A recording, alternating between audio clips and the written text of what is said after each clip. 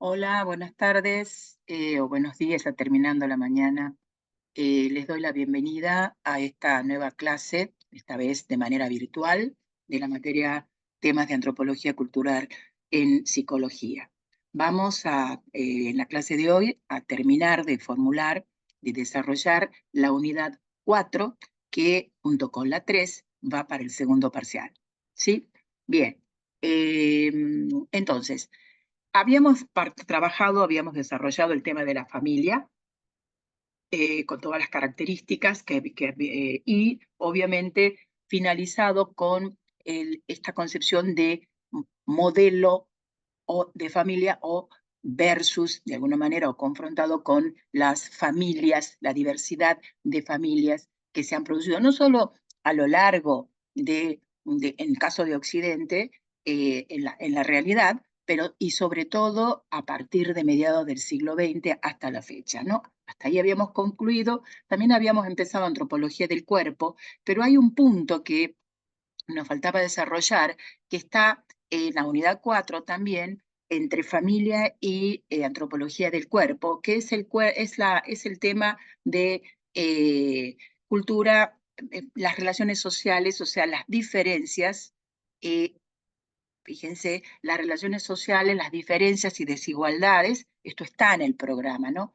El concepto de género, la incidencia de los grupos etarios, los sexos y las comunidades étnicas en la conformación de las sociedades y por lo tanto en la reproducción de las mismas y en lo que también en sus, eh, digamos, reproducciones a lo largo del tiempo, ¿no? Esto es lo que vamos a desarrollar en la primera parte de esta clase, ¿no? El texto que vamos a utilizar de referencia está en el aula virtual, es el de Silvia Tademo, Poder y Desigualdad, es un artículo, perdón, que está en un texto de Argenti y otro, que se llama Temas y Problemas en Antropología Social. Es un texto del año 2013. Así que vamos a guiarnos por lo desarrollado y por supuesto, añadidos de nuestra propia cátedra, ¿no? Bueno, visto esto, podemos hablar de poder y desigualdad. Nosotros hemos definido ya en las unidades anteriores, en la unidad anterior, lo que es la cultura, la diversidad de culturas, y ahora lo que vamos a tratar de hacer a lo largo de esta clase es ver características de las culturas, es decir, lo que tienen en común las culturas, desde un punto de vista, si queremos, funcional de organización. Por eso decimos que las sociedades, las culturas, como producto de las sociedades, están organizadas a partir de las bases de diferencias y desigualdades que se dan en los distintos campos de la vida social. Cuando digo los distintos campos de la vida social, me estoy refiriendo al económico, al ámbito político o el ámbito simbólico, eh, entre otros, ¿no? También podemos hablar de las características, de otra característica de las culturas, es que poseen coherencia. Cada cultura o toda cultura posee coherencia. Cuando digo coherencia, estoy entendiendo en esto que se llama lógica de funcionamiento. Tiene una lógica de funcionamiento que no necesariamente corresponde, esta coherencia es común a todas las culturas. Y también una tercera característica es que están estructuradas, es decir, que todos los estudios de la antropología demuestran que, por lo general, las sociedades y las culturas están estructuradas, es decir, que existen jerarquía dentro de ellas, ¿no? Entonces, podemos citar acá, y acá lo puedo poner acá, a un antropólogo y sociólogo muy importante francés, Georges Balandier, que él resume un poco esto de lo que estamos diciendo, y es que en todas las sociedades existen formas de integración y de desigualdad, o sea, formas de ordenar la vida social. Toda sociedad impone un orden que resulta de jerarquizar o de jerarquías complejas y que se van superponiendo, ¿no? Y eso asegura, y esta es la parte de la desigualdad también, un reparto desigual de los bienes, del poder y de los signos. Cuando digo los signos, estoy refiriéndome a lo simbólico.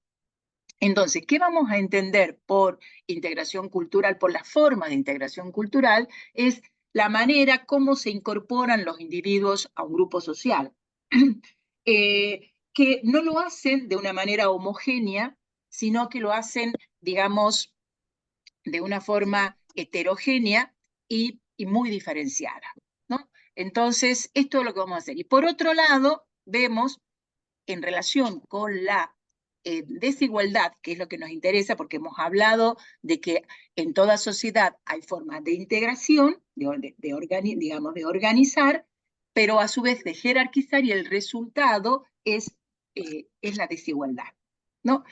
Que se puede observar, los antropólogos han estudiado prácticamente en la mayoría de las sociedades, los grupos sociales, y por consiguiente en su cultura, ¿no?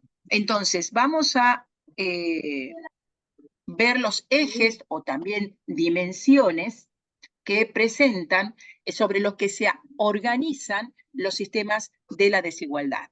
Por un lado está el género, en esta división masculino-femenino. Por otro lado, otro eje, otra dimensión, es la edad, cuando se diferencia, se oponen, digamos, individuos en diferentes segmentos etarios. Niños, jóvenes, adultos. Por favor, ¿pueden silenciar todos los micrófonos? Sí, y ahí como se fijarán, cuando en esa categoría, en el grupo 2, en el número 2, decimos edadismo, el viejismo, porque es algo que de alguna manera en una sociedad capitalista o en las sociedades capitalistas se ha invertido la relación que se observaba tradicionalmente entre adultos o mayores y niños y jóvenes, y acá, más allá de que en una etapa de la vida funcione esto, pero en las sociedades capitalistas como la nuestra, digamos, estatistas capitalistas, se está dando desde hace bastante tiempo lo que se llama esta gran separación con aquellos individuos que no forman parte de la productividad capitalista. Y por eso hablamos de edadismo como sinónimo de segregación o de desigualdad en relación con las personas que mayores y jubiladas o no jubiladas, pero que son consideradas improductivas. También tenemos como eje de dimensión, digamos, como una dimensión sobre la que se organiza o se establecen sistemas de desigualdad, que son las diferencias étnicas. Acuérdense que la palabra étnica tiene que ver con pueblos, con determinadas culturas, pero que está muy vinculada, y ya lo hemos planteado, con el tema del racismo, la categoría de raza y sobre todo racismo, ¿no? Por ejemplo, acá les he puesto, en el caso de Estados Unidos en la actualidad, lo que son WASP, que son los White Anglo-Saxon, y son los protestantistas, digamos, los blancos protestantes, que son descendientes prácticamente anglosajones, en relación con los afroamericanos, con los hispanoamericanos, ¿no? Otra dimensión, digamos, de organizar sobre la desigualdad, jerarquizar y por lo tanto resultar desigual, relaciones de desigualdad, son las relaciones de parentesco. Un quinto eje o dimensión es el de clase. Fíjense que cuando entendamos clase o el criterio de clase, vamos a estar atendiendo a esto, al lugar que ocupan los individuos en el proceso de producción, de obtención de bienes, para solucionar los problemas básicamente de alimentación, después cómo va a ser la distribución y las diferencias de relaciones que se establecen entre ellos. Y un último que vamos a mencionar, no están agotados acá, pero en estos 6 que he dado, pero nos consideramos que son los más representativos, es sobre digamos, la desigualdad establecida en sociedades a partir de la pertenencia de los diferentes sectores de una sociedad a una religión u otra. Por eso estamos hablando acá, lo mencionamos al hinduismo en el caso de India, que específicamente constituye un sistema de castas. No podemos hablar de clases, sino de castas. ¿Sí? Bien, ¿por qué son importantes? ¿Por qué los diferenciamos a estos? Porque digamos, en estos ejes o en estas dimensiones se expresan los roles, estos se expresan en roles y en posiciones que ocupan los individuos en una sociedad. Se pueden combinar, se pueden dar varios al mismo tiempo, y eso va a que complejiza el análisis de la antropología y también va a depender de la sociedad y del momento histórico que nosotros tratemos o analicemos un grupo social. ¿Sí? Esto es lo que quería decir. Vale. Entonces, repito, los utilizamos para estos ejes se manifiestan, podemos decir, en papeles, roles, quiere decir papeles, y en lugares que ocupan los individuos en una sociedad. Vamos a empezar con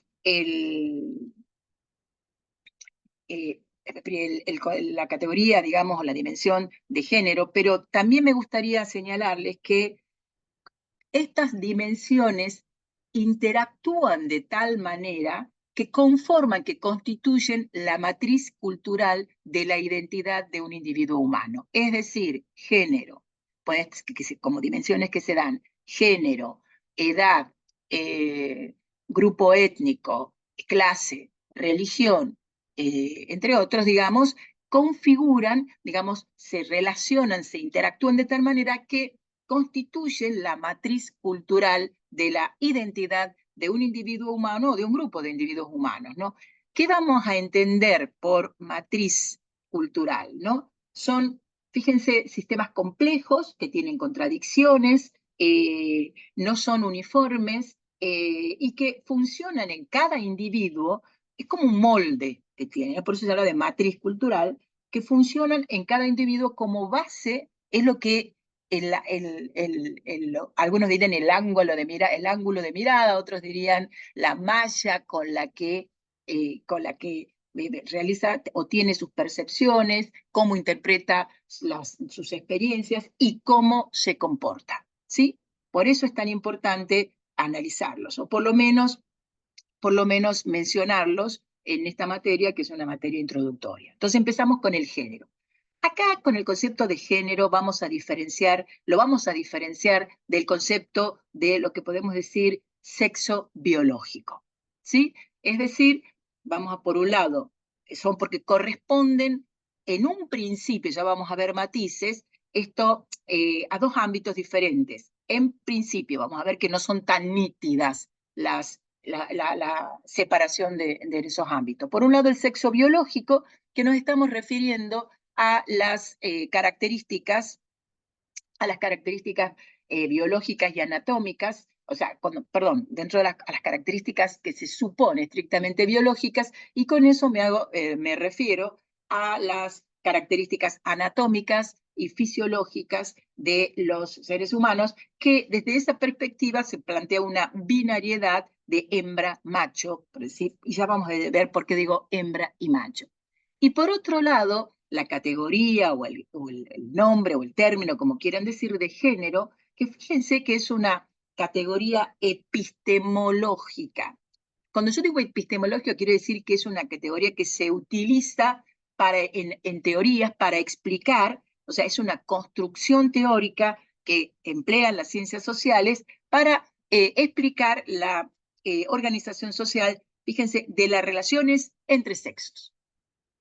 Entre los sexos, que podríamos decir biológicos, ¿no? Entonces, primero establezcamos esa diferencia, después vamos a ver los matices, ¿no?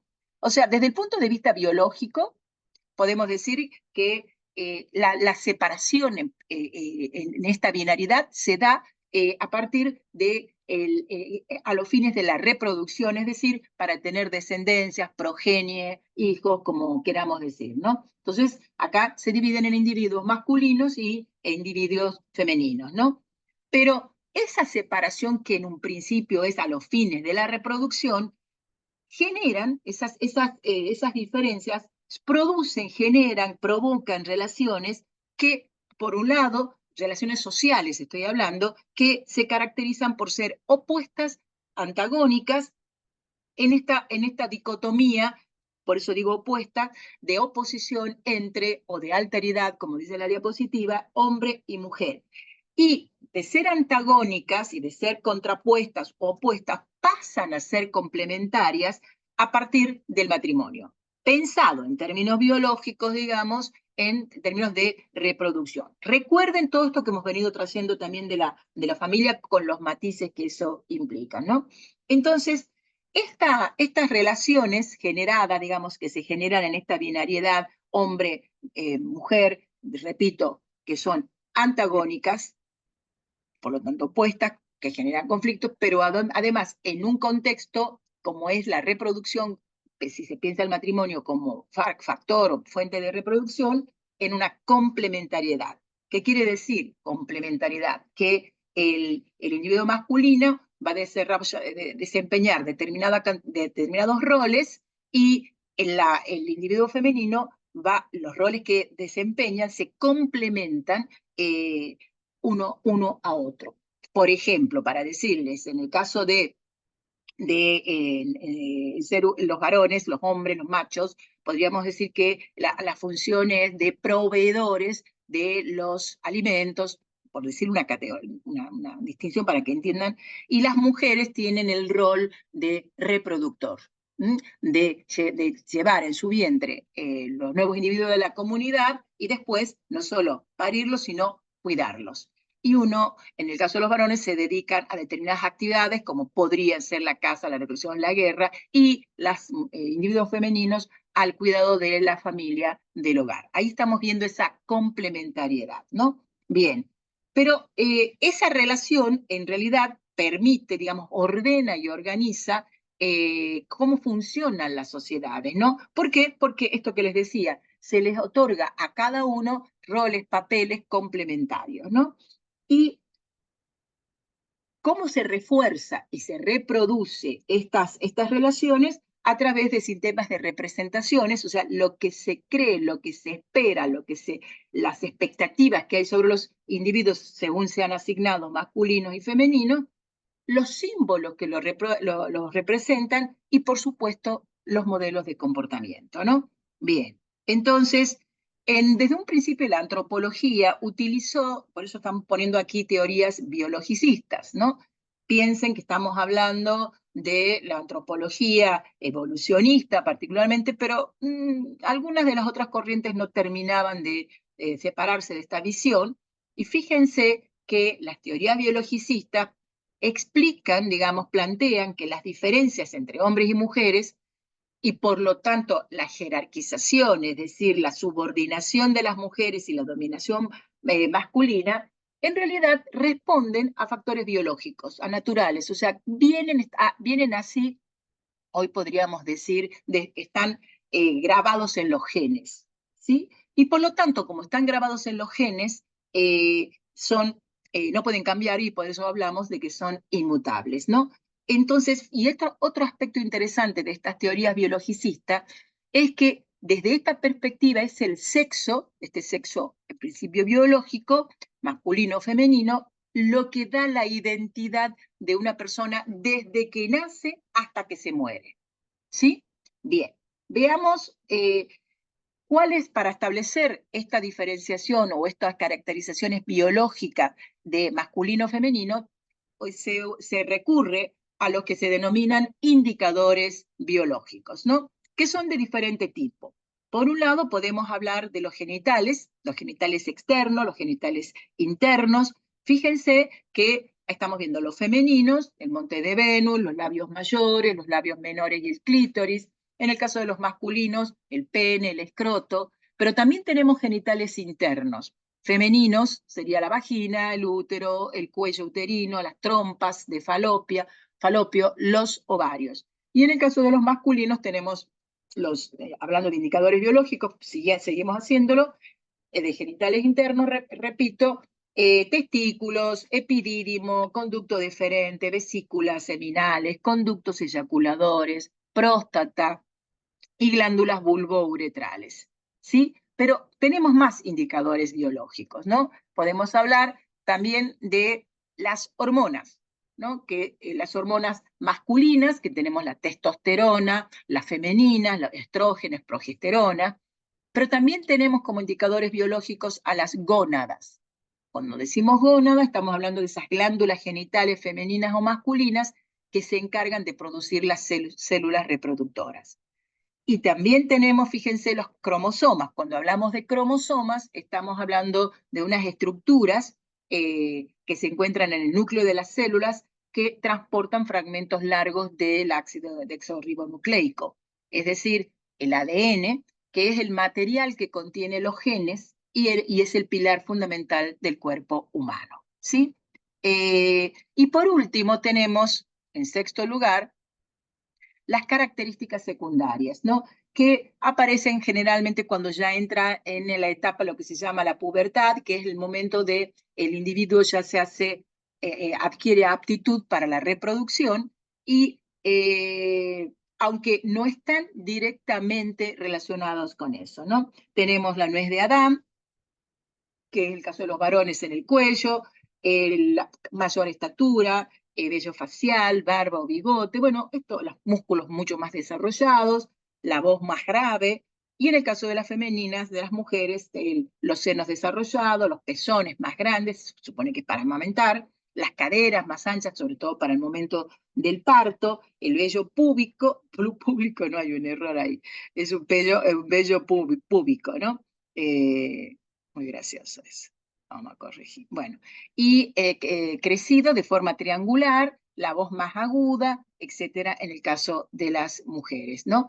Entonces, de acuerdo a estos, para muchos antropólogos en su momento y también para la biomedicina, estos eran los elementos más que suficientes, necesarios y suficientes para identificar de manera inequívoca un individuo femenino de un individuo masculino, ¿no? Sin embargo, o sea, fíjense que son diversos, numerosos indicadores biológicos, pero en la realidad, en los estudios que se han llevado a cabo, lo que han demostrado es que ninguno de estos indicadores biológicos se encuentra en todas las personas que se han etiquetado como masculinas o femeninas. Aparecen, pero no en todas y de manera no tan evidente, ¿no? Entonces, no me hubiera gustado de contar todo un trabajo muy interesante de antropología del deporte, donde muestra esto que les estoy planteando, pero estamos con poco tiempo, ¿no? Entonces, desde esto que les estoy diciendo, desde estos resultados de tanto de la biología como de la propia medicina, ¿qué es lo que antes el sexo parecía, desde un punto de vista biológico, como algo compacto unívoco? O sea, no había manera de alterarlo. Sin embargo, fíjense lo que plantean aquí en las últimas corrientes de la medicina, que el sexo en realidad es un promedio, lo podríamos considerar un promedio estadístico o un efecto combinado de múltiples factores que van cambiando con el tiempo y además tienen un complejo, se retroalimentan entre sí y esto a su vez es una respuesta al medio ambiente y al estilo de vida. Con esto lo que les quiero señalar es cómo categorías que eran totalmente compactas empiezan ya hace tiempo que son porosas, que no son tan claras, tan evidentes en términos empíricos, ¿no? Bien, entonces, hemos hablado de lo biológico en términos que esto cuando decíamos diferenciar el sexo biológico de género, ¿no? Todo esto que hemos hablado hasta hace un ratito, hasta ahora, corresponde a lo que sería esa dimensión biológica del ser humano. Pero también tenemos, ya lo hemos visto en el desarrollo del programa de la materia, cuánto incide, cuán importante y decisivo es lo cultural. Y acá empezamos a hablar del género, ¿no? Entonces, fíjense qué vamos a entender por género, que es una ideología de alguna manera, o sea, porque hablamos de un conjunto de ideas, de representaciones, o sea, cómo nosotros no lo tenemos dentro de nuestra cabeza, por decirlo de una manera un poco rústica, la manera de entender las prácticas que hacemos, las conductas nuestras, la prescripción es lo que las indicaciones que en las conductas de los individuos y lo que se espera de los individuos, de la conducta de los individuos clasificados como masculinos o femeninos, ¿no? Y todo esto se desarrolla sobre la diferencia, que antes parecía infalible, sobre esa diferencia anatómica entre mujeres y hombres, para simbolizar y construir socialmente lo que es propio de los hombres, lo masculino, y lo que es propio de las mujeres. Recuerden que este tema de género lo hemos visto en el tema del matrimonio. Acá lo analizamos un poco más. ¿Por qué? Nosotros ya cuando hemos hablado de familia y hemos hablado de familias heteropatriarcales, esa, digamos,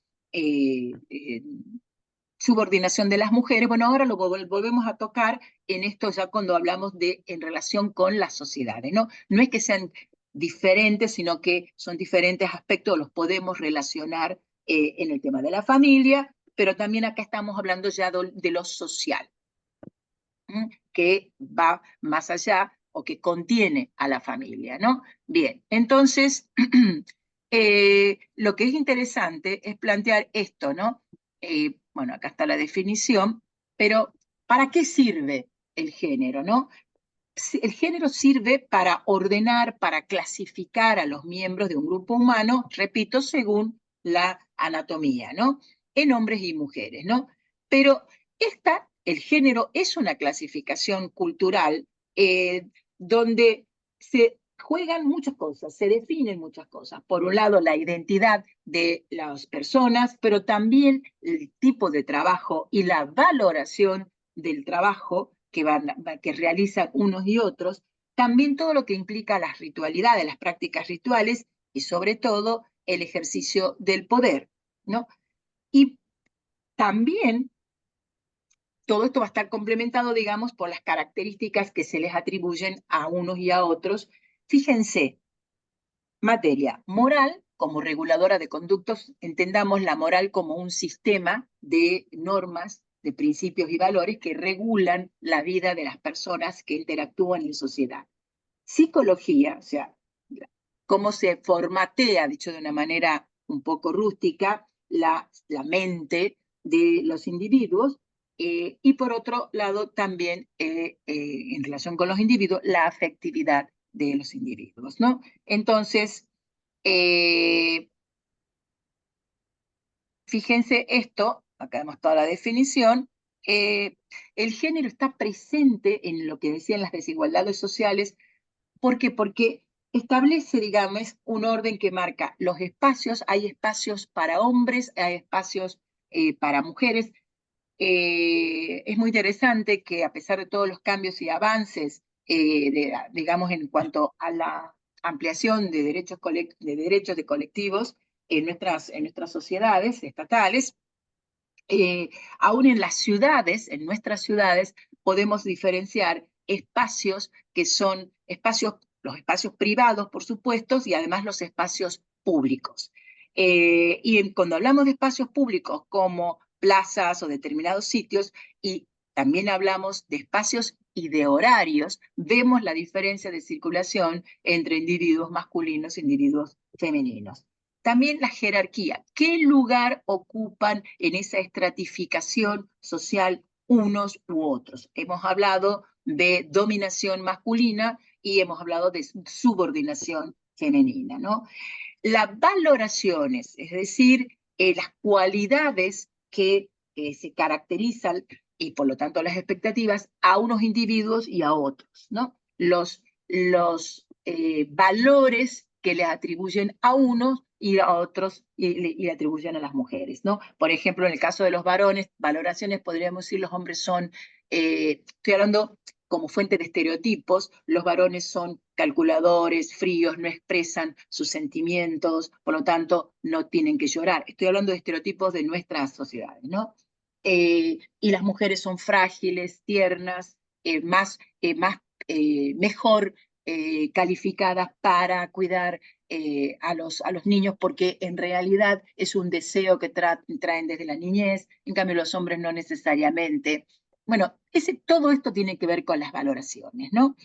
Y por lo tanto, también el prestigio que van a ocupar los individuos, sean masculinos o femeninos, dentro de esa estructura social, ¿no? Y repito, por lo general es algo interesante que con el análisis de antropológico a lo largo desde sus comienzos hasta ahora, lo que sí se observa es que la gran mayoría de las sociedades, sean occidentales o no occidentales, hay una subordinación femenina. Pero también los antropólogos son conscientes que a partir de la expansión europea, es decir, de la colonialidad europea, desde el siglo XV, desde el siglo XVI, muchas de estas sociedades llamadas primitivas han estado completamente influenciadas y subordinadas a su vez por esa manera, por la manera de europea occidental.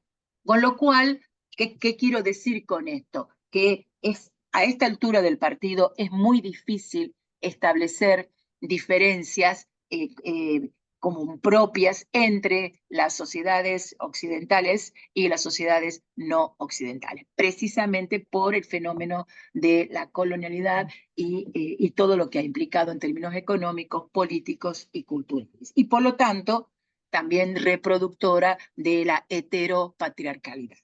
¿Sí? Bueno, veamos otro eje sobre el que se asienta la organización social de los sistemas de desigualdad es la edad, ¿no? ¿Qué quiere decir? ¿Por qué es importante el tema de la edad? Fíjense que se atribuyen o se justifican, tiene una justificación o una explicación desde un punto de vista biológico, pero también desde un punto de vista social.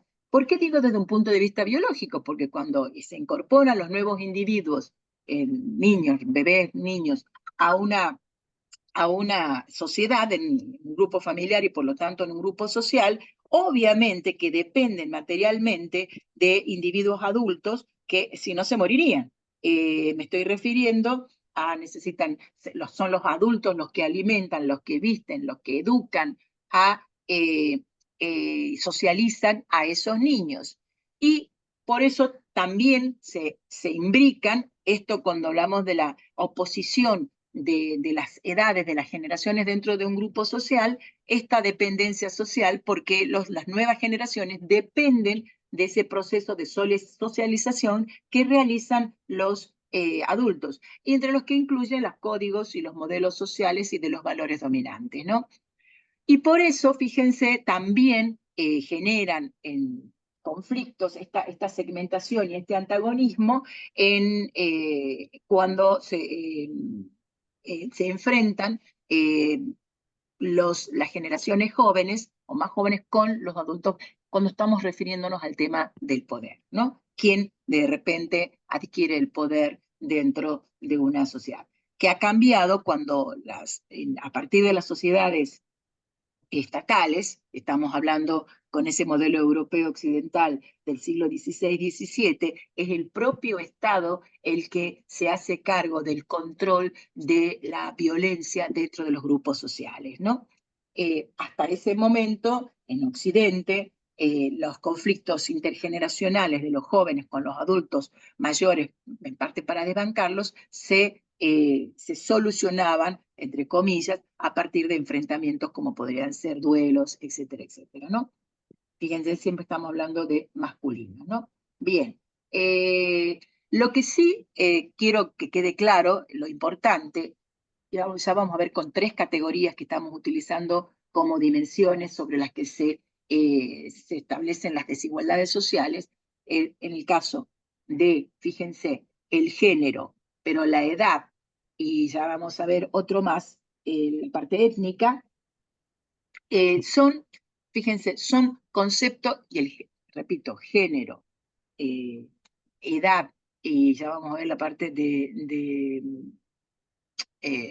etnia, son conceptos no biológicos, sino son conceptos sociales relativos, es decir, van a depender de las condiciones materiales y económicas, políticas del momento histórico en que se consideren, ¿no? No son conceptos biológicos absolutos, ¿no?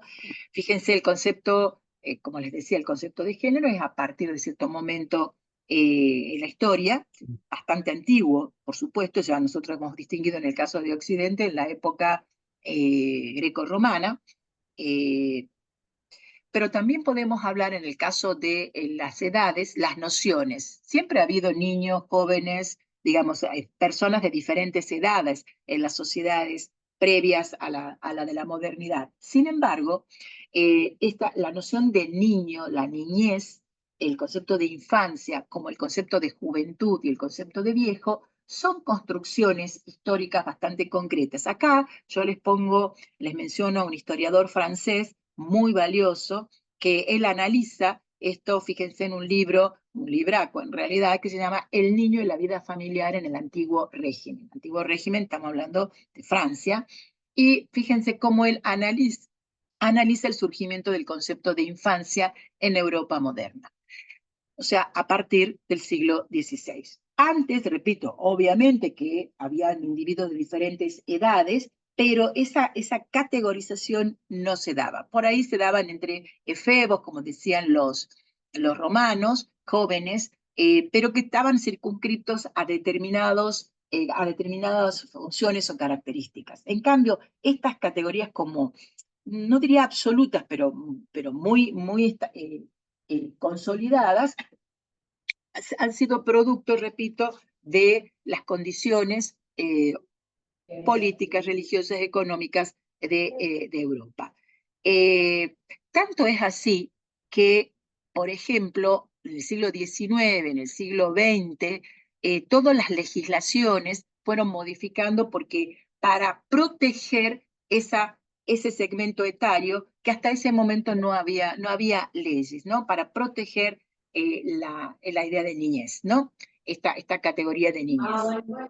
Lo mismo podemos hablar del concepto de jóvenes.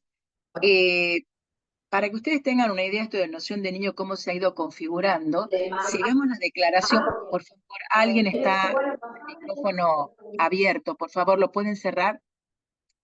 La noción también de joven, esto se ha desarrollado como con un gran peso diferenciador, es a partir, en el caso de Europa, a partir de la finalización de la Segunda Guerra Mundial. Con ese famoso, la década de 1950, de rock and roll, con el tipo de música, pero con una serie de características que separaban de la niñez y de la adultez o de la ancianidad, ¿no? Del concepto de viejo. La verdad es muy interesante porque esto tiene estos cambios de significado, o esta construcción de las categorías de niños, de jóvenes, afectan también a la psicología cuando se producen explicaciones y prescripciones en relación con la salud mental, ¿no? Bien. Otra cosa importante, en el caso de Philippe Arié, muestra cómo incluso hasta la moral, la diferenciación en términos morales de niñez y adultez, juventud y adultez, muestra cómo en la vida cotidiana de las personas, no, tanto de los sectores privilegiados como de los otros, en la forma de dormir que tenían, donde dormían por un lado para darse calor por las condiciones, las bajas temperaturas y los pocos elementos que tenían de climatización, dormían todos los individuos masculinos juntos y todos los individuos femeninos juntos. No había en el término del laboral una diferenciación entre, trabajaban lo mismo desde el momento, el niño ya empezaba a trabajar en el ámbito rural o urbano, ¿no? Con las mismas exigencias de un adulto, cosa que hoy en día en general se supone que no ocurre, ¿no? En términos de leyes me refiero porque la práctica lamentablemente en determinados sectores sigue funcionando así. Bien, veamos este tercer eje que son las diferencias étnicas, ¿no? Acá vamos a traer a colación lo que nosotros hemos visto ya cuando analizamos la unidad 2, en la unidad 2 el concepto de raza, ¿sí? Recuerden que, por eso decíamos, la modernidad europea se vale inventa un gran instrumento, no solo para explicar, para clasificar a la población humana, sino también para jerarquizarla y estableciendo superioridad e inferioridad. Y recuerden también que esa clasificación para explicar y justificar las desigualdades sociales no solo se refería a la identidad de las personas, sino también al trabajo que realizan las personas. Las personas blancas tenían unas características de superioridad y el trabajo que realizan las personas consideradas blancas es superior y por lo tanto pasible de una mejor retribución, en el caso que fueran retribuciones con dinero, que las de las personas pertenecientes a otras, en ese momento planteadas, razas, como fueran negros, mestizos, amarillos, etcétera, ¿no? No vamos a repetir esto, sí, lo voy a dejar acá para que ustedes vean toda esta estratificación de castas. Fíjense que estamos hablando de castas. Como cuando digo castas estoy hablando de como de sectores, de una jerarquía social donde no hay una movilidad de un sector para arriba, podría ser para abajo, pero no se puede modificar, no hay una comunicabilidad, un ascenso, por decirlo, de una casta para ascender a la otra. Es fijo, inamovible, porque estaba determinada por la sangre y de nacimiento hasta el final de su vida, ¿no? Bien, esto no vamos a seguir desarrollando porque lo hemos visto, esto de los criollos, todo esto que para que ustedes vean cómo se jerarquizaba, en este caso México, pero después se hizo extensivo a todas las colonias, al mundo americano, latinoamericano, ¿no? Esto queda. Entonces, esto también lo acabo de decir, lo vamos a pasar, pero acá sí me interesa, porque esto cuando hemos hablado de raza, de racismo, hemos hablado de algo que todavía permanece, pero nosotros también hemos acá planteado el tema de la globalización del mundo a partir de la década de 1960. Entonces, también podemos hablar, esto que estoy comentando acá, las desigualdades ya étnicas están vinculados con los grandes movimientos migratorios, ¿no? Y acá tenemos, por un lado, lo étnico desde dos polos. Por un lado, de los sectores hegemónicos, étnicos hegemónicos, pero también desde los propios, digamos, minorías que están presentes en una sociedad, minorías que vienen de otro territorio, ¿no? Fíjense lo que plantea acá también, dice, lo étnico aparece como una forma de identificación colectiva que grupos minoritarios pequeños usan como instrumento para ganar espacio político y económico dentro de la sociedad global. Dice, y representa, por lo tanto, una manera de expresar las desigualdades sociales. Porque también desde esa perspectiva, desde esa minoría, se constituye un nosotros frente a otros. Un ejemplo muy marcado, particularmente en Estados Unidos, fue cuando el movimiento, digamos, de afroamericanos empezó a consolidar el concepto de negritud como propio y con todos unos valores, digamos, para diferenciarse de esa WASP que les decía hace un rato, de esa a Estados Unidos blanca, ¿no? Bien, y también muestra las grandes desigualdades, ¿no?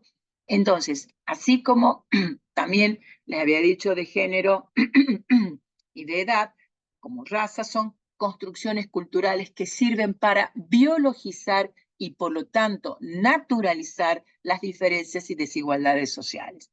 Cuando quiero que quede claro esto de naturalizar, ¿no? Es como cuando no reflexionamos, cuando lo incorporamos como algo que viene dado que lo tenemos tan incorporado que no reparamos, actuamos de una manera, digamos, mecánica frente a un orden de cosas. En esta situación, situaciones de los roles que cumplen los individuos de acuerdo a estos ejes que acabo de mencionar. Por eso, cuando digo naturalizar, es considerar que pertenecen a la naturaleza de los seres vivos y por lo tanto, como está en la naturaleza, vienen los genes, está regido por las leyes de la naturaleza, no pueden cambiar, son inmutables, ¿no? Veamos este otro eje, que es el eje de clase. Es un concepto bastante discutido. ¿Por qué digo discutido? Porque el concepto de clase ha sido abordado en la economía, en la sociología y en la antropología desde diferentes perspectivas teóricas. Entonces, por ejemplo, desde un funcionalismo, pero también la perspectiva teórica que lo ha desarrollado de una manera muy distintiva ha sido el materialismo histórico o el marxismo, ¿sí? Que va a depender, o sea, cuando hablamos de clase, estamos hablando de esto que, por un lado, los seres humanos producen sus propios medios de vida, producen los medios indispensables para satisfacer sus necesidades y a partir de aquí establecen relaciones específicas y que tienen que ver con, que se reflejan en las relaciones de producción, de distribución y consumo de bienes. Acá, en esto digamos, en esta parámetro o dimensión, veamos, o sea, el lugar, de acuerdo a la clase, estamos hablando del lugar que ocupa un individuo en este mecanismo de producción, ¿no? Por supuesto que cuando hablamos de clases, sobre todo nos estamos refiriendo a las sociedades capitalistas, occidentales y producto de la dominación occidental, ¿no? Bien, entonces, ¿por qué? Porque también no todas las sociedades, tengamos en cuenta que no todas las sociedades humanas son sociedades estatales o de clase y estatales, se pueden invertir, sino que también hay sociedades sin clase, que están organizadas de otra manera y fíjense, aquí la división del trabajo va a funcionar de otra manera. En todos los grupos humanos hay división del trabajo, pero se organizan de otra manera. Por eso fíjense acá, en estas sociedades sin clase, se apoya de acuerdo a la edad, el sexo, el tipo de parentesco que tenga el individuo o las características personales. Y acá les pongo yo a ustedes, en el caso de los esquimales, que son pueblos cazadores, que no tienen la posibilidad de almacenar productos de manera significativa, ¿no? Que eso es uno de los hechos que ha llevado a desarrollar el concepto de clase, ¿no? En lo que se llama la acumulación de materia, ¿no? Fíjense, en este caso, en estas sociedades sin clase, en sociedades de pueblos nómades, nómades que pueden ser cazadores, recolectores, acá estamos hablando de cazadores como los esquimales, la producción es principalmente familiar y fíjense, el intercambio de bienes, favores y trabajo se basa en la reciprocidad. Es un concepto muy distinto del que estamos viendo de clase, pero en la actualidad son grupos sociales bastante restringidos en número y en cantidad en el planeta, ¿no? Bien, entonces, eh, para mostrar esto de que no necesariamente estamos hablando de clases, también hay una manera de estratificar las sociedades, como en el caso de India, pero como les decía hace un rato, bajo la noción de casta, ¿no? Que es una estratificación bastante fija y que fíjense que depende por un lado, las religiones, fíjense esta jerarquía que tienen, ¿no? Acá les he mencionado las 4 categorías principales, son los brahmanes, fíjense que es el grupo que corresponde a los sacerdotes y profesores, son los que tienen más poder. Pero por debajo de eso están los kshatriyas, que son guerreros y gobernantes, por debajo de ellos están los vaishyas, que son granjeros y comerciantes, y los inferiores, de acuerdo a todo el sistema de castas, son los shudras, que fíjense, son aquellos que son sirvientes, campesinos, alfareros, zapateros, los que tienen que ver con el trabajo manual, ¿no? Fíjense, no pueden dedicarse a nada de lo que pueden hacer las otras castas. No se les paga sueldo, por lo que no tienen propiedades para legar en herencia, ¿no? Bien. Quiero que quede claro, cuando hablamos de casta, para diferenciarlo de clase, por eso vamos a decir que es un sistema social, fíjense en el que el estatus personal se adjudica de por vida, como les mencionaba hace un rato, por lo tanto, en las sociedades organizadas por castas, los diferentes estratos son cerrados y el individuo debe permanecer en el estrato social en el que nació hasta la muerte, cosa que la de la clase desde un punto de vista económico y del capitalismo, tiene una movilidad a veces restringida, pero se puede ascender socialmente en clase en función del tipo de producción y de obtención de ganancias que se tengan, ¿no? Bien. También hemos hablado que podemos referirnos a las desigualdades en el campo simbólico, las representaciones, ¿no?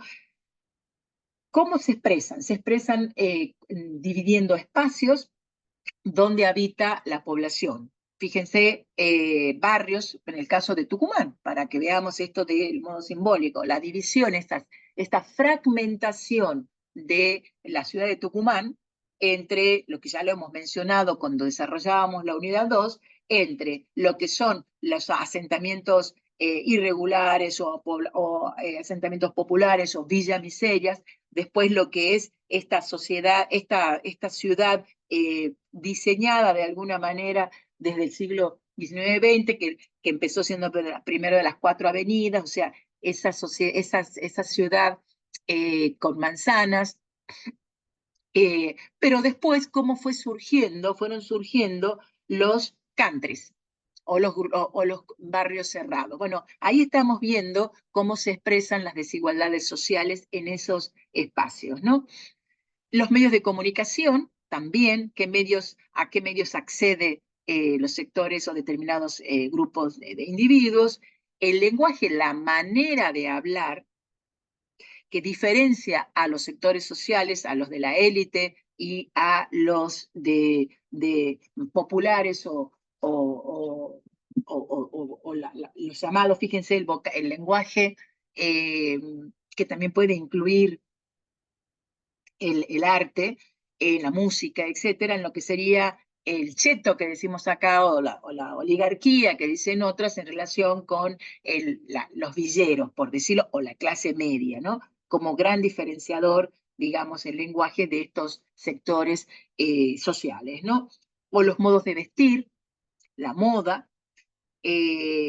Recuerden ustedes en el libro El niño resentido, la importancia de la ropa para estos chicos de estas villas de miseria. ¿Por qué era tan importante, sobre todo, la ropa? La ropa y una ropa de marca y una ropa de determinado tipo que era como la manera más fácil o la manera más rápida, porque casa no podía modificar, de sentir que cambiaban de situación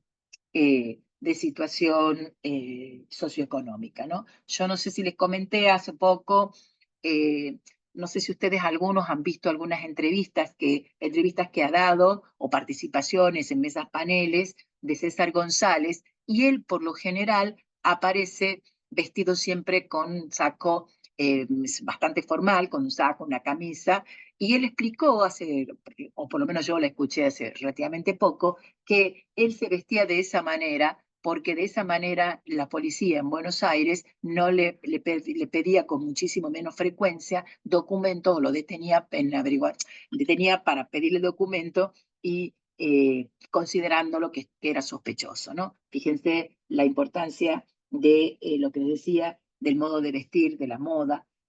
Fíjense cuando van a bailar, porque la diferenciación, quienes entran más rápido en sitios de bailes que otros. También la diferencia en el consumo de bienes, los tipos de celulares. Cuando estoy hablando de bienes, estoy hablando de celulares, estoy hablando de cualquier tipo de dispositivos.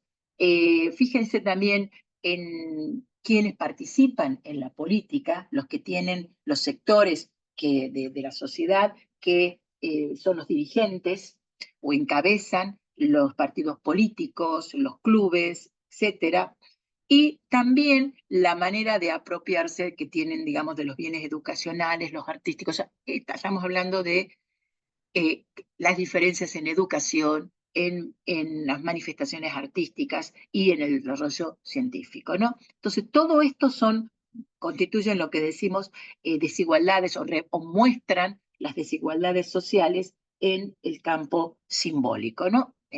Cuando estamos analizando el tema de la desigualdad, ¿no?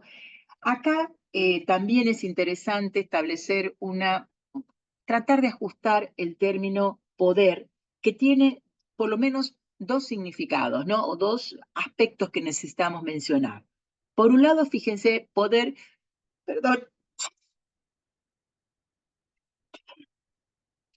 el término poder implica el poder como algo posible, por eso se designa la posibilidad que se da a un actor, a un agente, al que actúa en el interior de una configuración social determinada, o sea, la posibilidad que tiene de un actor de dirigir una configuración social según sus decisiones.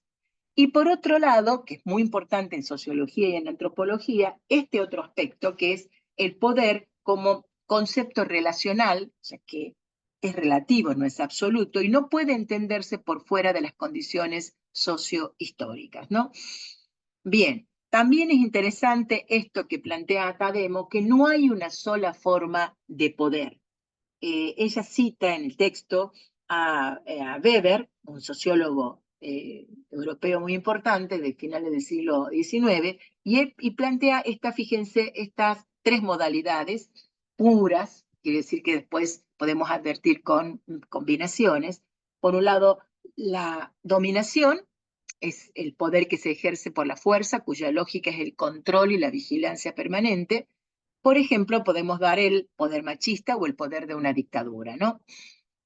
En relación con el poder, también podemos distinguir una modalidad que se llama el concepto, o que está implicado en el concepto de la autoridad, es decir, el poder se basa en un sistema de creencias compartidas que le dan legitimidad, digamos, a las jerarquías, a quienes están en la jerarquía, en la parte alta, digamos, en la parte del poder, y las decisiones, las tomas de decisiones que lleva a cabo, ¿no? Y no solo les reconoce eso, sino que además, fíjense, se somete a esas reglas, ¿no?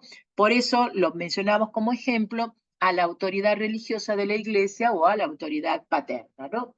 Y acá tenemos otro tipo de modalidad, podemos mencionar, que es el de la dirección, que también, fíjense cómo podemos hablar en los sindicatos, ¿no? Que es un poder legitimado entre dirigentes, o sea, un poder que reconocen un grupo de individuos y el poder que se lo reconoce a un sector de ese grupo de individuos o a una persona, pero fíjense, en el marco de la división técnica del trabajo, donde se trata, como les decía recién, de un poder delegado.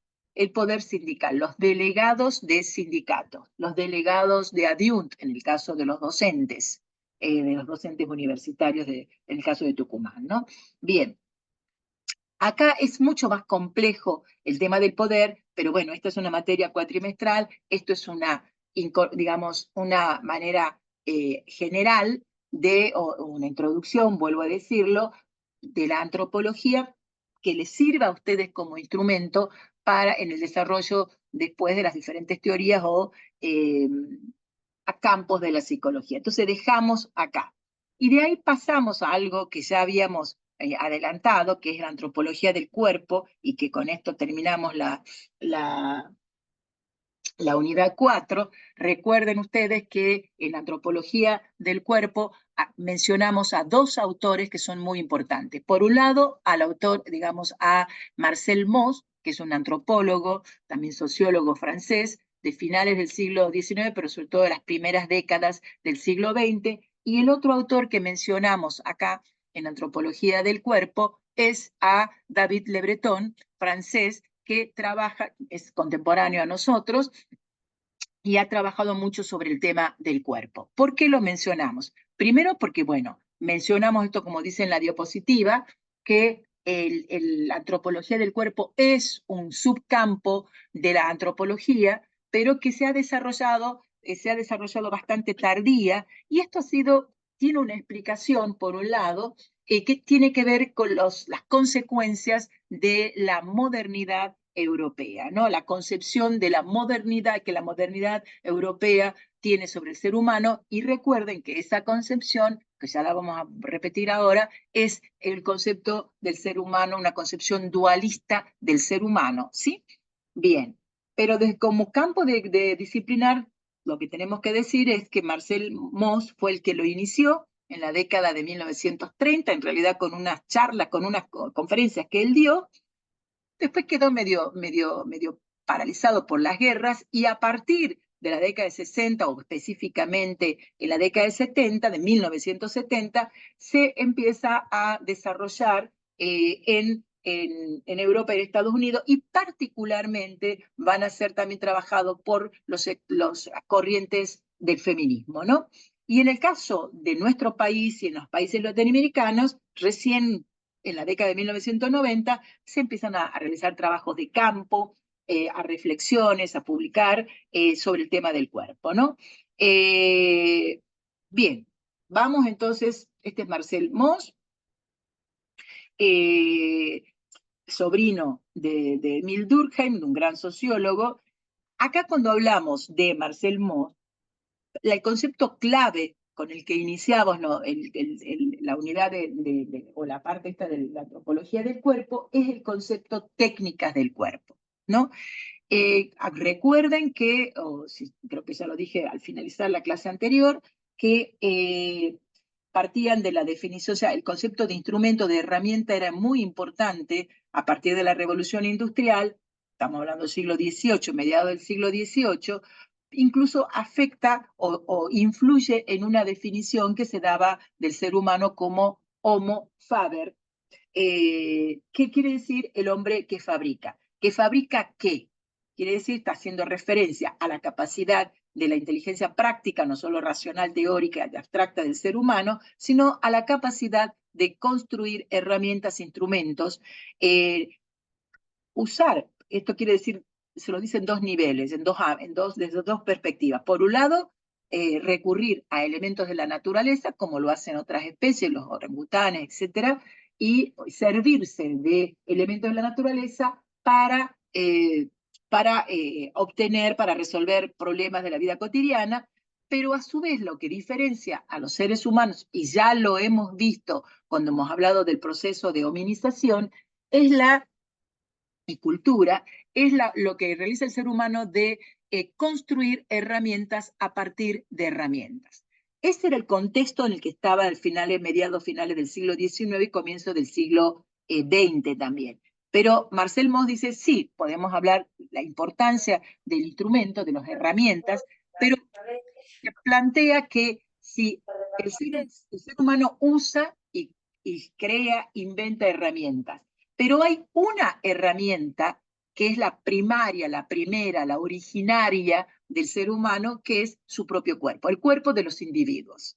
Y entonces él plantea algo muy interesante porque le añade a comportamientos físicos, como podría ser desde caminar, correr, pero también puede ser relaciones sexuales, alimentarse, parir, etc., le advierte y señala por primera vez el carácter cultural, no biológico, que tienen, repito, movimientos que hasta ese momento habían sido vistos o explicados como conductas, el resultado de factores biológicos, fisiológicos, anatómicos. Y él plantea esto, no, hay muchos de los movimientos que tienen, hay una base biológica, obviamente, pero que es tan o más importante el concepto de lo cultural. Entonces habla él de las técnicas del cuerpo. Fíjense, y ahí por eso dice, si técnica o instrumento, podríamos, los instrumentos se realizan a partir de técnicas, ¿no? Si técnica es todo acto eficaz tradicional, entonces podemos hablar de técnicas corporales, porque esto es el medio técnico más normal del hombre, en su cuerpo.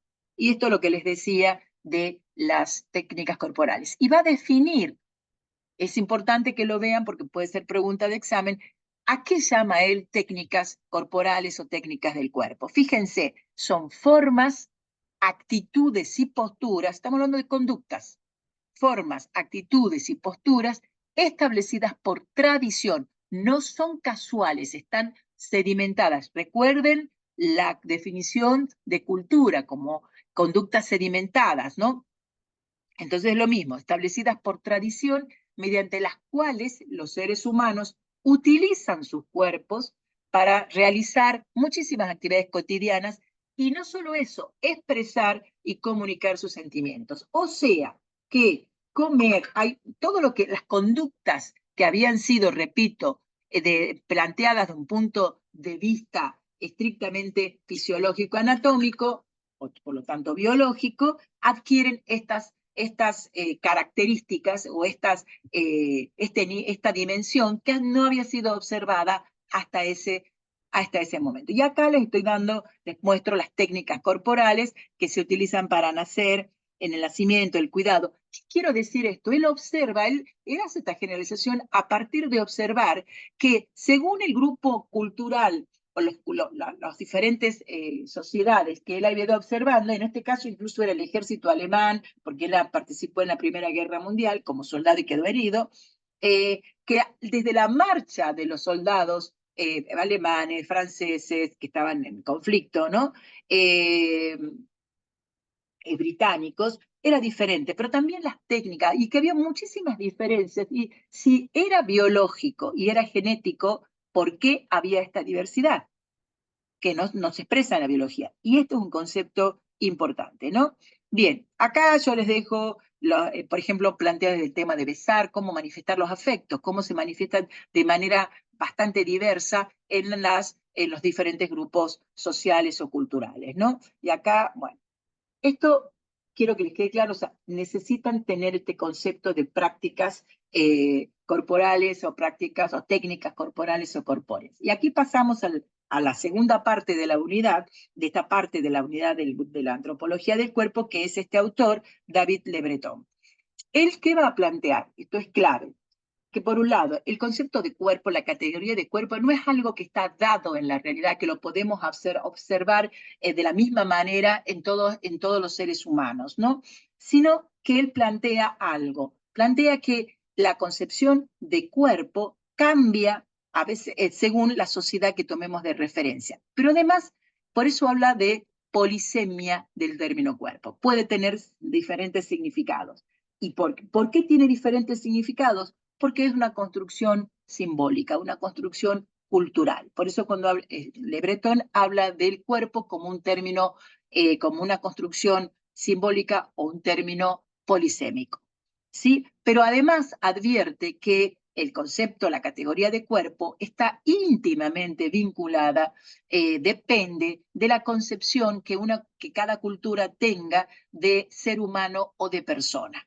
¿Por qué? Porque va a depender, depende del concepto de persona que se tenga, se va a tener la categoría de cuerpo y en algunos casos no va a estar presente, no va a existir la palabra, el término, el concepto cuerpo. De allí es que nosotros vamos a lo que él establece que es muy interesante, que es las dos concepciones de ser humano, ¿no? La concepción holística y la concepción no holística. Cuando decimos holística, ya lo hemos visto nosotros en el segundo momento de la antropología, cuando se consideraba a la cultura como un todo, y hemos utilizado la palabra holística. Acá la volvemos a plantear, a mencionar, ¿y en qué sentido? Que para estas sociedades que Le Breton menciona como sociedades tradicionales para diferenciarla de las sociedades occidentales, ¿no?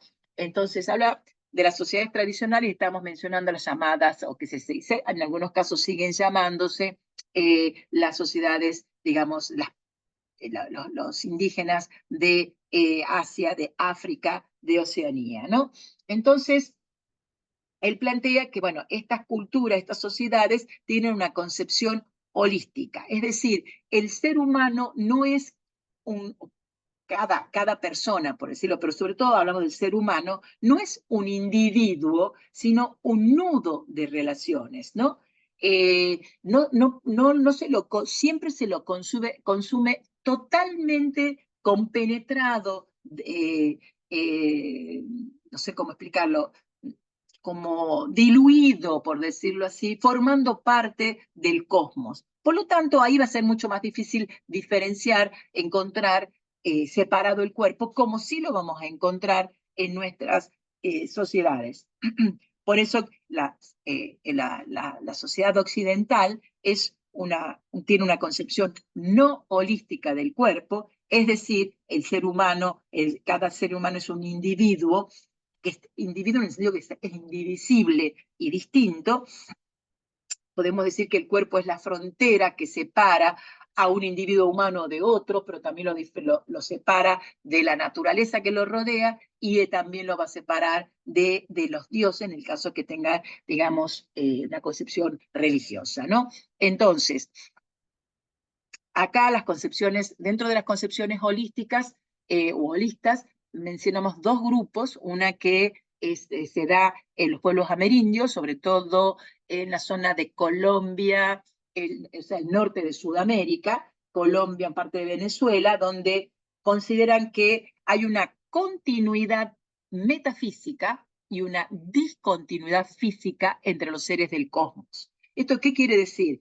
Que podemos comparar en una línea, si quieren, una tortuga, un tigre, un ser humano y una estrella o la luna, consideran que hay una diferencia física evidente, pero que tanto la tortuga como la luna o cualquier astro forman parte de la misma unidad metafísica, tienen un mismo ser. ¿Sí? En cambio, tenemos otra posibilidad de concepción holística, es ya en el mundo, fíjense, de Indonesia, perdón, de la Melanesia, en Oceanía, los canacos, que consideran que el ser humano, digamos, está entrelazado, forma parte del universo de las plantas, del mundo vegetal. Por lo tanto, hasta las denominaciones de las partes del cuerpo, como pues nosotros llamaríamos hígado, por decirlo de alguna manera, se corresponden con denominaciones de partes de plantas o de grupos de plantas, ¿no? Bien, esto solamente para que lo vean. Acá bueno, menciono los pueblos amerindios, esto es lo que les decía. Bueno, todo esto lo podemos pasar porque son detalles. Acá es interesante que ya no estamos hablando de estos llamados pueblos, digamos, de Oceanía o de África, sino de una cultura muy extensa, muy desarrollada, como es la cultura en la India, el del hinduismo, el brahmanismo. Fíjense acá que fíjense, los cuerpos, koshas le llaman ellos, son como envolturas o capas que rodean nuestra luz interior, ¿no? Desde lo más denso hasta lo más sutil. Fíjense esto, ellos le llaman Atman a esas capas que rodean nuestra luz interior, y fíjense cuán diferente al mundo occidental es. Tenemos capa física, capa energética, capa mental, capa intuitiva, capa de la dicha. Con esto lo que les estoy mostrando es la diversidad cultural para concebir, por un lado, el ser humano y los componentes, si es que se plantea como componentes del ser humano. Dicho esto, vamos a pasar a la visión occidental, que es la que nos involucra a nuestra sociedad y cultura. Esa visión responde a un dualismo. Por eso Le Breton habla de dos dualismos a lo largo de la historia del Occidente. En un primer dualismo histórico se va a desarrollar desde el siglo IV, mejor dicho, cuarto antes de Cristo, hasta el siglo, para veces lo mencionan, hasta el siglo XIV o comienzos del XV en Europa.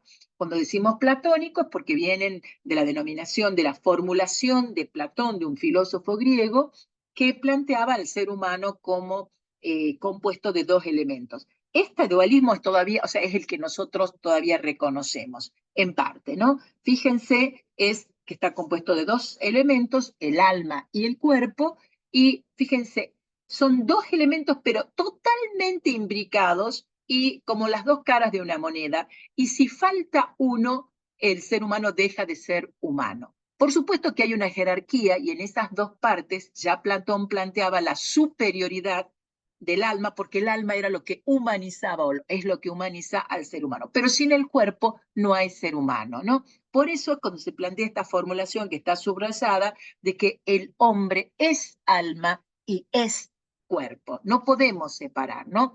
Por eso, a pesar de digamos, del mundo judío, del mundo greco-latino, esta visión que pertenecía a una religión, a una religión politeísta, donde no había la materia, del estado siempre presente, y los dioses organizaban la materia para para construir el cosmos, el mundo. Después, con la llegada de los judeocristianos, con digamos, el surgimiento de la religión judeocristiana, la religión cambia, es una religión monoteísta, ya no son varios dioses, y es Dios, ese único Dios, el que crea toda la realidad, crea el mundo, crea al ser humano. No obstante, esa diferencia de creación, o sea, que en el caso del judeocristianismo crea de la nada, mantiene en relación con el ser humano coincide, digamos, esta división de alma y cuerpo, ¿no? Bien, pero que va a mantener, pero va a ir, se va a prolongar, como decía hace un rato, hasta el siglo XIV. Siglo XIV quiere decir que está atraviesa la Edad Media europea. Fíjense, acá estamos hablando de la medicina, cómo el cuerpo en todo ese periodo, hasta el siglo XV prácticamente, el cuerpo es considerado algo sagrado. No se lo podía intervenir, no se podía realizar autopsias, tenía una serie, si se quería investigar las enfermedades, se lo hacía a partir de analogías con infeccionandos, viviseccionando a animales que se consideraban muy parecidos anatómicamente al organismo, al ser humano, ¿no? Entonces, ¿por qué? Porque fíjense que los oficios, el médico de mayor categoría, que eran clérigos en la Edad Media, o sea, sacerdotes, no podían tocar sangre porque los oficios que hacían correr sangre eran mal vistos. Fíjense, el cirujano, el barbero, y el carnicero y el propio verdugo cuando se cortaban con la cabeza a los sentenciados a muerte, ¿no? Fíjense esto, que tanto siguiendo en esta idea que les digo, que en el siglo XII, a mediados del siglo XII, el concilio de Tours, que es un concilio digamos, del Vaticano, prohíbe que los médicos monásticos, o sea, los religiosos, hagan correr sangre. ¿Por qué dicen hagan correr sangre? Porque muchas de las dolencias que se atribuían a una serie de disfunciones, de mal funcionamiento de los fluidos del cuerpo, y se recomendaban lo que se llamaba sangría, que no es la bebida que tomamos con vino y limón y qué sé yo. En realidad se llama sangría como imitando a eso, ¿no? Entonces, eso no era considerado algo que contaminaba, ¿no? Bueno, acá les muestro en esta diapositiva, en el caso de la profesión médica, digamos, fíjense, en el siglo XII, se divide, cambia la profesión médica, se va estableciendo categorías, pero fíjense quiénes eran los médicos universitarios, eran sacerdotes, que ellos hacían desarrollos y explicaban enfermedades y los tratamientos que se podían realizar, pero ellos siempre actuaban sobre algo externo, enfermedades externas, y nunca tocaban el cuerpo del enfermo. Fíjense los cirujanos, el lugar ahí, empiezan a organizarse en torno al siglo XIII, pero sí tenían alguna intervención, iban un poquito más allá, digamos, superaban un poco el tabú de la sangre, pero eran considerados inferiores, o sea, de categoría inferior, y de hecho, fíjense que eran laicos, y eran despreciados porque carecían de los saberes digamos, de la filosofía escolástica medieval, de la filosofía medieval cristiana. Y por último, los barberos famosos, que eran los que cortaban la barba y el pelo, pero que también eran los que realizaban eran maestros en el uso del peine y la navaja, para esto que sabían y conocían por experiencia propia, por práctica, los diferentes puntos de la sangría que se realizaban a veces en el brazo o también en determinadas zonas entre el cuello y el cuerpo, ¿no? Bien, entonces, ese es el primer dualismo hasta el en Occidente hasta el siglo XIV. Pero después surge un segundo dualismo, tal como lo plantea David Le Breton, que es a partir del Renacimiento europeo hasta, o sea, estamos hablando del siglo XV, hasta el siglo, lo que podríamos decir el XXI, pero ha ido modificándose en los dos últimos siglos, ¿no? Pero mantiene esa relación de dualismo individuo-cuerpo, ¿no? Fíjense porque surge una nueva categoría, que es no es biológica, sino una categoría, si quieren, social, cultural, económica, que es lo que nosotros, o lo que David Le Breton llama individuo, ¿no? Y que va adquiriendo mayor importancia porque, entre otras cosas, ese individuo correspondía a una clase social que que surge y se consolida a partir del siglo XV, y aquí estamos hablando de la burguesía. Ese individuo del siglo XV, sobre todo XVI, no es cualquiera, es un burgués, puede ser un gran comerciante, estamos hablando de sectores privilegiados de ahí, o comerciantes que podrían ser también de ultramar, y también banqueros, ¿no? Viven en ciudades, y se empiezan a configurar de una manera que en la comunidad social empiezan a distanciarse, no están tan, como había ocurrido en las primeras comunidades, por ejemplo, cristianas, judeo-cristianas, ¿no? Y esto va a ir produciendo, por supuesto, cambios en la manera de relacionarse con el cuerpo. Por eso hablamos de que en este segundo dualismo estamos hablando ya no de alma y cuerpo, sino de individuo y cuerpo. El individuo es una categoría nueva, pero además que tiene una relación distante con el cuerpo y cambia la manera de entender el cuerpo, ¿no? Fíjense acá abajo cuando dice es el individuo el que tiene cuerpo, porque el cuerpo se asocia no con el ser. Recuerdan que hace un rato yo decía en el primer dualismo el ser humano es alma y es cuerpo, porque formaban parte los dos del ser humano. Acá estamos hablando, hay una distancia, hay un corte, por un lado el individuo y por otro lado el cuerpo, que es una posesión, una propiedad del ser humano, del individuo, y por eso se dice que el cuerpo se asocia con el poseer y no con el ser, ¿no?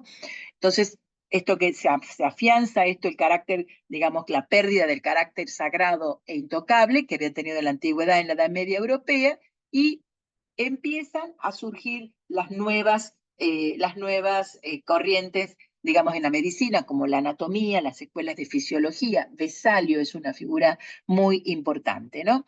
Bien, esto, recuerden también, está en el apunte, que cómo surge, el individuo no surge de la nada, es un proceso histórico, político, económico, por lo tanto, es el resultado de un proceso histórico, político, económico, cultural, y por eso nosotros, fíjense, ese contexto donde surge el individuo. Político porque surge el Estado, o sea, renace el Estado, pero con una modalidad nueva, por eso decimos surgimiento del Estado moderno.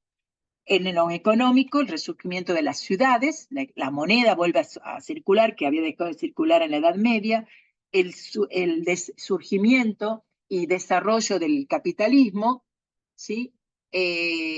Fíjense también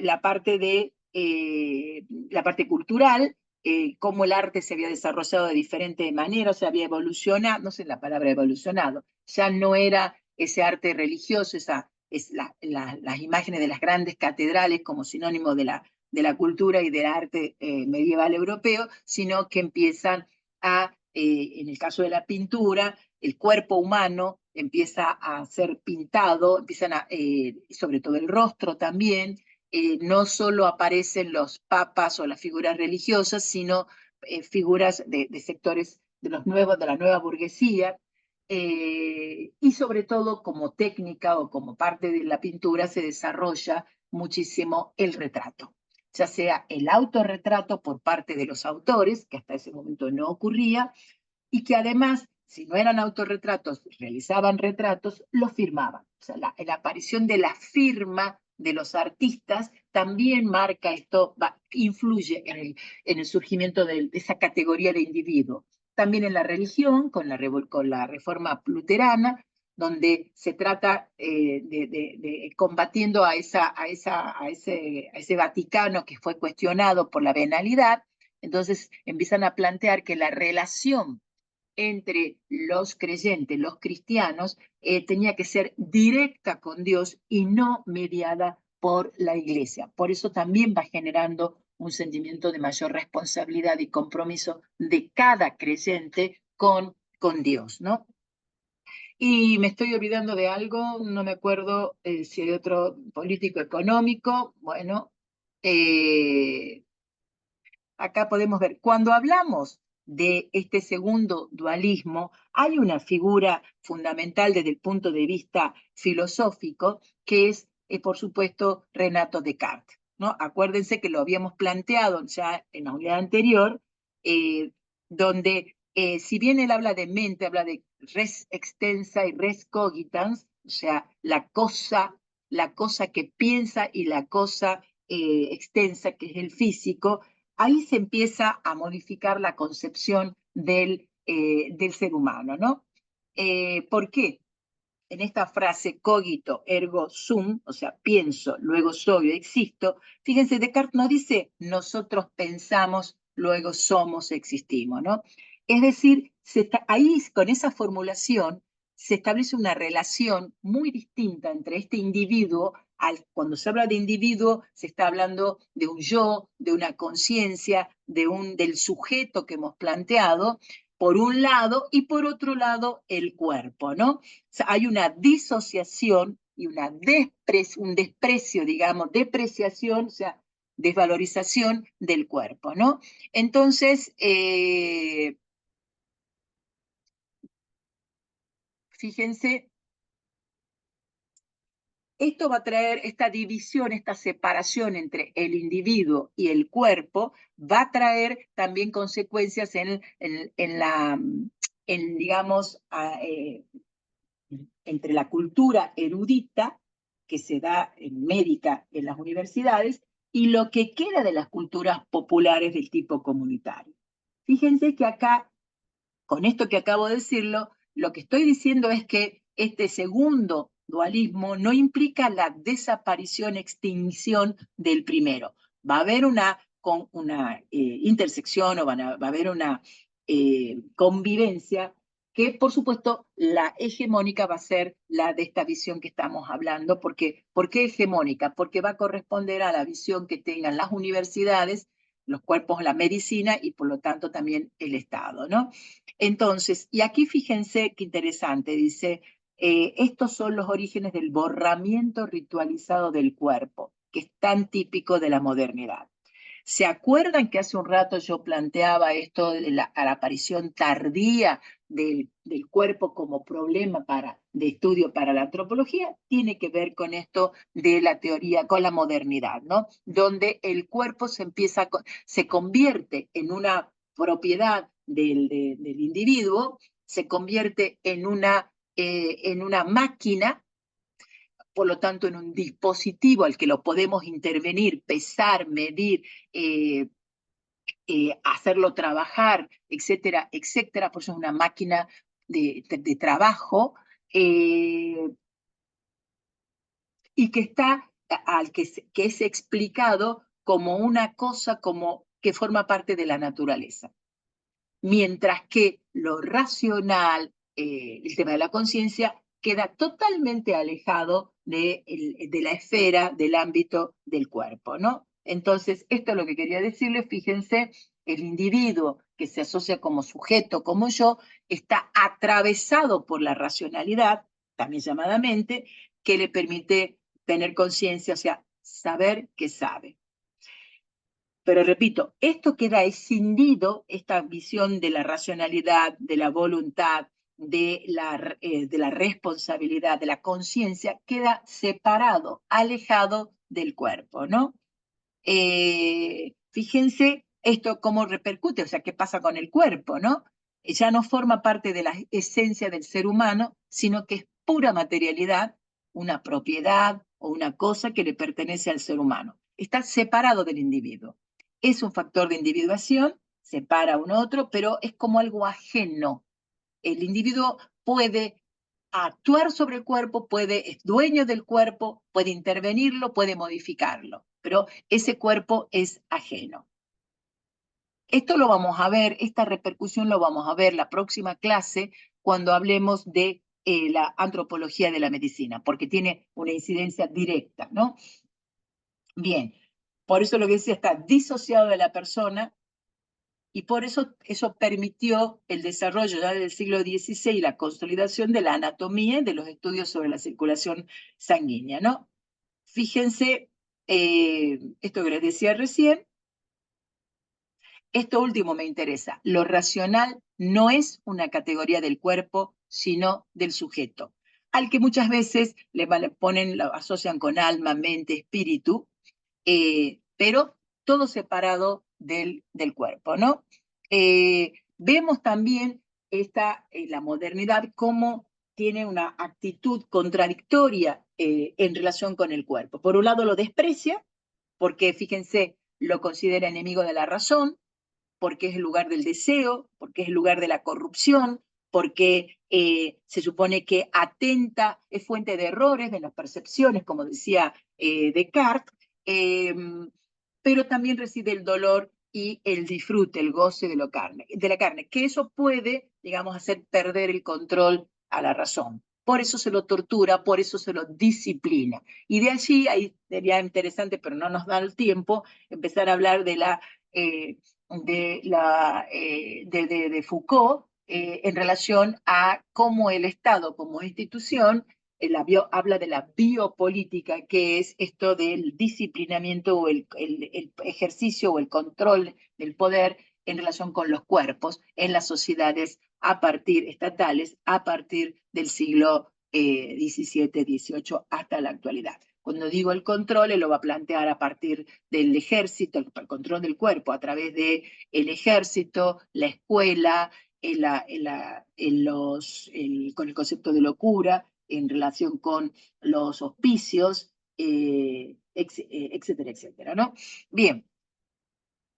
Y la otra actitud contradictoria, o sea, el otro lado de esa postura contradictoria de Occidente, tiene que ver con esto de que el cuerpo es adorado, lo vemos se supone que hay una liberación del cuerpo, pero de todas maneras es esto lo importante, que es tanto en esta visión de adorarlo al cuerpo como de despreciarlo, en ambas situaciones el cuerpo permanece reificado, quiere decir cosificado. O sea, lo reducimos a la condición de un objeto a ser conocido y dominado. ¿Sí?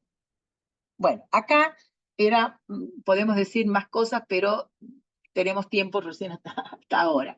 Dejo de compartir, esto lo vamos a colgar esta tarde de inmediato en el aula virtual, para que ustedes puedan disponer para los parciales de la próxima semana. ¿Sí? ¿Alguna pregunta para formular?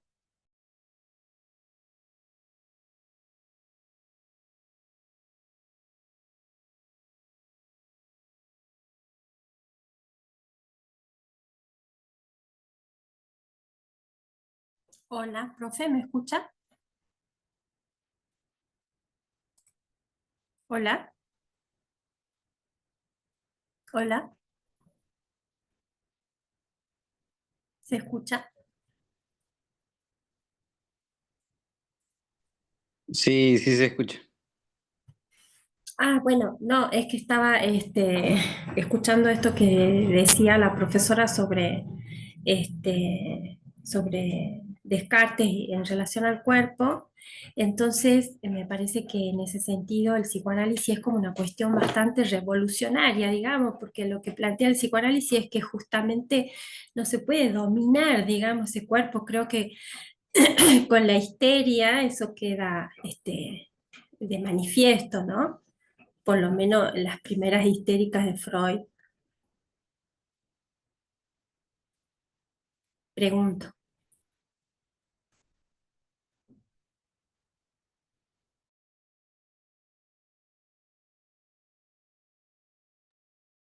Parece que la profe no está.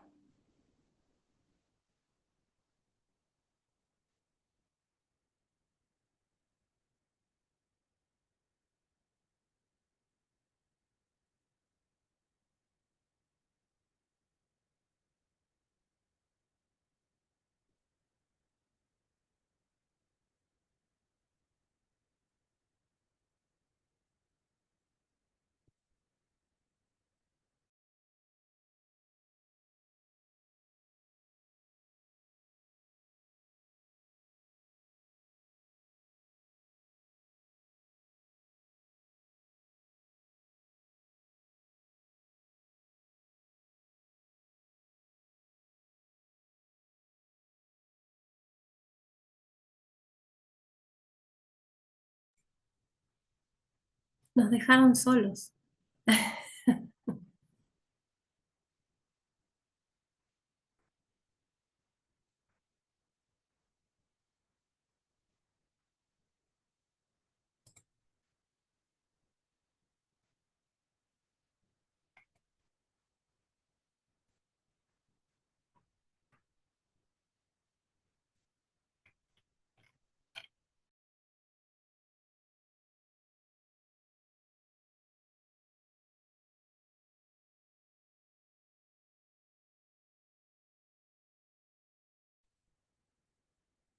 ¿Se oyó lo que dije? ¿Hasta qué parte, profe?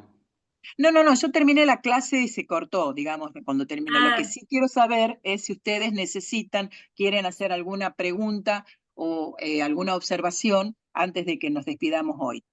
sí, profe, yo lo que le preguntaba es que en ese sentido, digamos, se podría decir entonces que la teoría psicoanalítica rompe con esta idea de Descartes que al cuerpo se lo puede intervenir y se lo puede dominar, porque justamente digo lo que propone Freud con las histerias